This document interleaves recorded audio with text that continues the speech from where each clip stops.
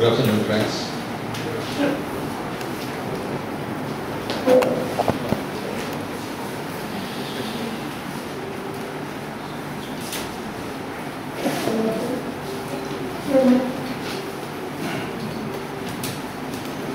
Good afternoon. My topic is human beings all born free and equal in dignity and right. Now this topic is very important. That has become part of the Universal Declaration of Human Rights. It's contained in Article 1. It says here, all human beings are born free and equal in dignity and rights. They are endowed with reason and conscience and should act towards one another in a spirit of brotherhood. In Article 2 of the Universal Declaration of Human Rights, it contains various rights. For example, rights to employment, rights to education, freedom of religion, and so on. Now let's look at what does it mean free and equal. Now when we say free and equal, it means we are all human beings and we all have the same rights according to every single detail in life. Every single detail means education and so on and so forth.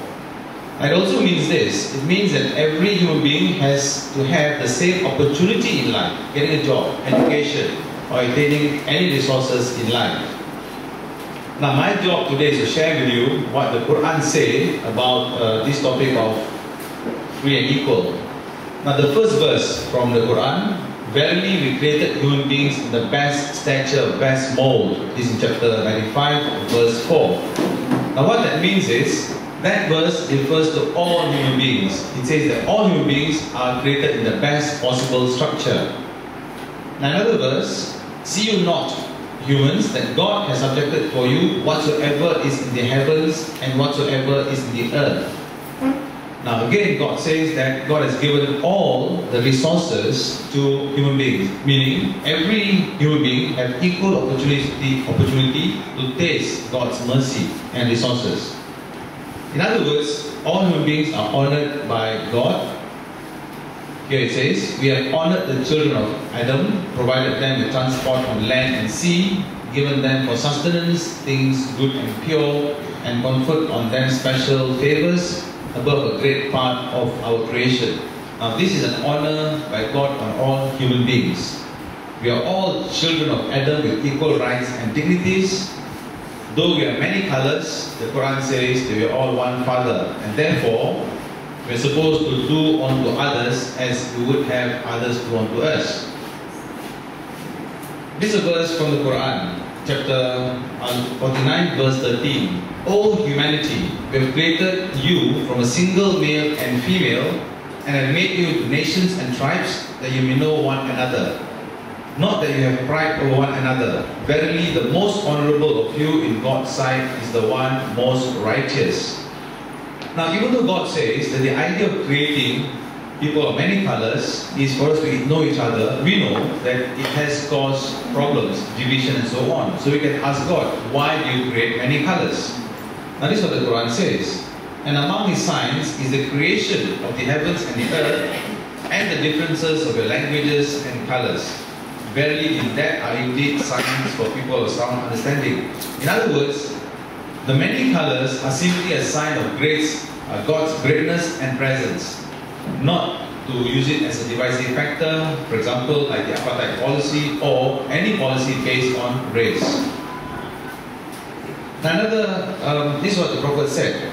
Beware, whoever is cruel and hard on a non-Muslim minority, curtails their rights, burdens them with more than they can bear, or takes anything from them against their will, I will complain against a person on the day of judgment.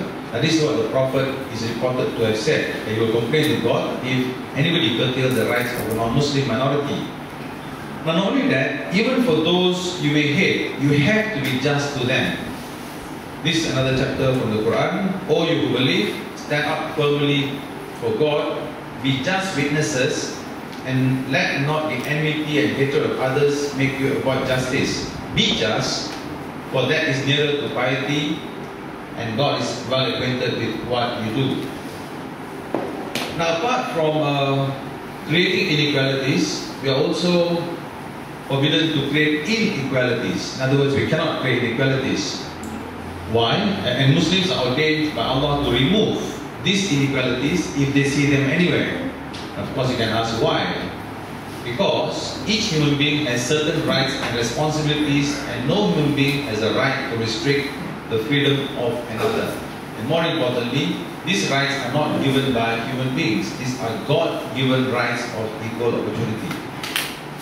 And anyone who dares to take away the God-given rights in Islam is called a wrongdoer or oppressor. And God calls on those who obey Him to stand up for the rights of the oppressed. Doesn't matter what your color is. And this is the final verse in the Quran. And what is wrong with you? God asks the Muslims, what is wrong with you? That you fight not in the cause of God, and for those weak, ill-treated, and oppressed among men, women, and children, whose cry is, O Lord, rescue us from this town, whose people are oppressors, and raise for us from you one who will protect, and raise for us from you one who will help. Finish. Question time, I'll handle questions. Thank you.